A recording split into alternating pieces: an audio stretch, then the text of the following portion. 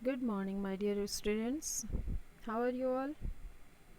I hope you all are fine and safe at your homes and studying very well. Earlier, I have explained you the chapter 8 Reach for the Top, part 1 Santosh Yadav. Today, I am going to explain you short answered questions from that chapter. So to start with, first question, why was the holy man who gave Santosh's mother his blessings surprised? जो संत थे, जो महात्मा थे, जिन्होंने संतोष की mother को आशीर्वाद दिया था, वो सरप्राइज्ड क्यों थे? The answer is the holy man was surprised because he had assumed that Santosh mother wanted a son. संत सरप्राइज्ड इसलिए थे, आश्चर्यचकित इसलिए थे क्योंकि उन्हें ये लग रहा था, अज्यूम माने उन्होंने ये मान रखा था ऑलरेडी कि संतोष की मदर एक बेटा चाहती हैं. हाउएवर, जबकि द अनबॉर्न चाइल्ड्स ग्रैंडमदर, उनकी दादी ने उनको कहा, टोल्ड हिम, उनको बताया that they did not want a son, कि उनको बेटा नहीं चाहिए, they wanted a daughter. That's why the holy man was surprised. Next, give an example to show that even as a young girl, Santosh was not ready to accept anything unreasonable. कुछ example हमें देने हैं from our chapter जिससे ये पता लगे कि जब संतोष वॉज अ यंग गर्ल, जब वो छोटी बच्ची थी, तब भी वो कुछ भी अनरीजनेबल, जो नहीं होना चाहिए और वो उनसे करने के लिए कहा जाए तो वो उसको एक्सेप्ट नहीं करती थी. So answer is Santosh always lived life on her own terms. उन्होंने हमेशा अपनी ज़िंदगी, अपना जीवन जो जिया वो अपने टर्म्स पर, अपनी शर्तों पर, अपने तरीके से जिया. Unlike the other girls in the village who wore traditional dresses, she liked to wear shorts. और गांव की दूसरी लड़कियों की तरीके से, जैसे जो गांव की दूसरी लड़कियां क्या पहनती थी, ट्रेडिशनल ड्रेसेस, मीन्स जो लहंगा या जो भी उनका लोकल ट्रेडिशन होगा, वो उनकी तरह से नहीं थी. अनलाइक, वो उनके जैसी नहीं थी, उनसे अलग वो क्या पहनना चाहती थी, शॉर्ट्स, जो लड़के छोटे निकर्स पहनते हैं उस तरह से. क्यों? Because she was having 5 Elder brothers, और वो उन्हीं के जैसा खेलती थी, उन्हीं के साथ रहती थी, तो इसलिए उनको वैसी चीज़ें पसंद थी. This shows her rebellious attitude. और जब उनको थोड़े बड़े होने पर कहा गया होगा कि आप ऐसे कपड़े मत पहनो, आपको ये कपड़े पहनने चाहिए, she denied, she rebel.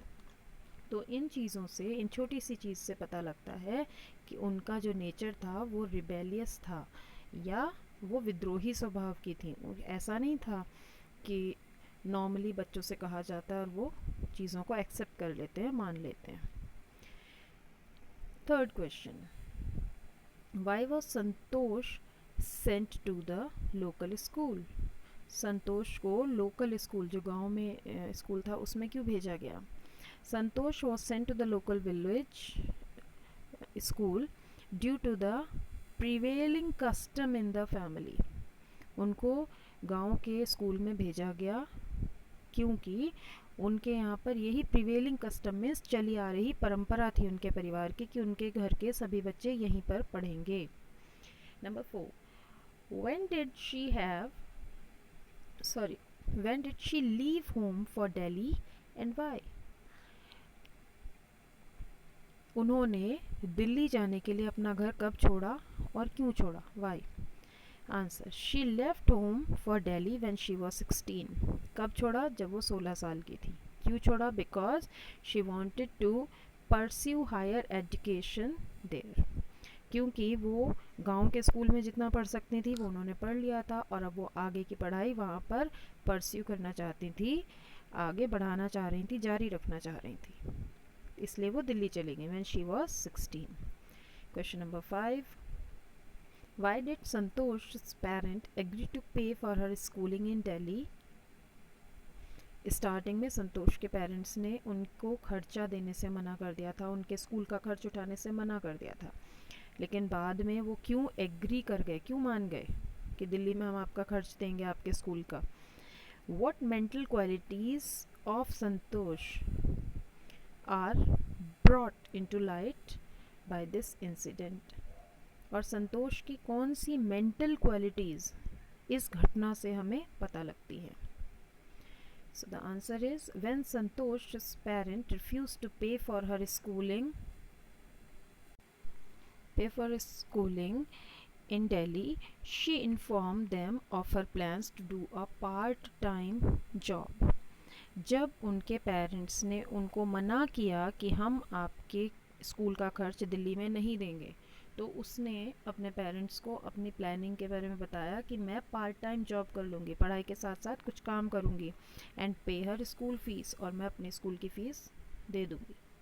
Then her parents agreed to pay for her schooling in Delhi. तब उनके पेरेंट्स उनको खर्च देने के लिए मान गए. They agreed. This shows that Santosh was a mentally strong girl. She was full of self-determination. और इस घटना से हमें पता लगता है कि संतोष जो है वो एक मेंटली, मानसिक तौर पर, दिमागी तौर पर बहुत ही मजबूत लड़की थी, मजबूत इरादों वाली थी. वो आसानी से किसी चीज़ से हारने वाली नहीं थी, और सेल्फ डिटर्मिनेशन उसमें कूट कूट करके भरा हुआ था, दृढ़ निश्चय. Number 6. How did Santosh begin to climb mountains? संतोष ने पहाड़ों पर चढ़ना, माउंटेनियरिंग कैसे शुरू की? So answer is, Santosh saw some mountaineers climbing Aravali hills. Aravali hills पर चढ़ते हुए उन्होंने कुछ पर्वतारोहियों को, माउंटेनियर्स को देखा. कहाँ से? From her hostel room. अपने हॉस्टल के रूम से उन्होंने देखा. उनके हॉस्टल के रूम से दिखाई देता था अरावली हिल्स, और उस पे चढ़ते हुए कुछ लोग. सो शी वेंट देयर, वहाँ पर चली गई वो, और and asked if she could join them, और उसने पूछा कि क्या वो भी उनको ज्वाइन कर सकती है. On her request they agreed to let her join them in mountaineering, in mountain climbing. This was how she begin climbing mountains.